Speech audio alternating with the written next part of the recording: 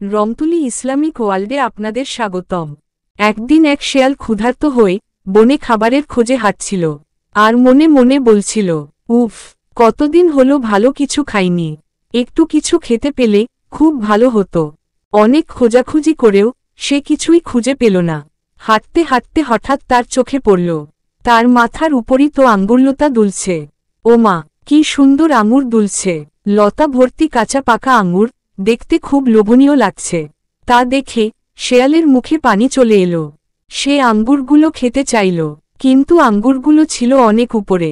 শেয়াল লাফ দিল, একবার, দুইবার, তিনবার, কিন্তু কিছুতেই সে আঙ্গুরগুলো ধরতে পারল না। অনেকবার চেষ্টা করে ক্লান্ত হয়ে শিয়ালটি একপাশে বসে বলল, এই আঙ্গুরগুলো তো টক, আমি এগুলো খাবো না। এই বলে সে চলে গেল। নৈতিক শিক্ষা।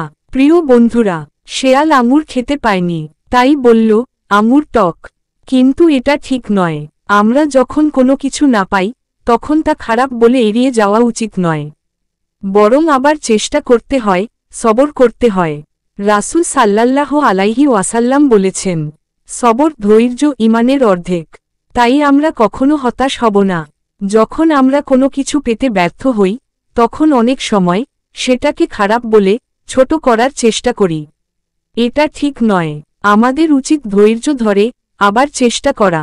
গল্পটি কেমন লাগলো কমেন্ট করে জানিও। ভালো লাগলে লাইক দিতে আর আমাদের চ্যানেল সাবস্ক্রাইব করতে ভুলো না, যাতে আরও সুন্দর সুন্দর গল্প পেতে পারো। আল্লাহ হাফিজ।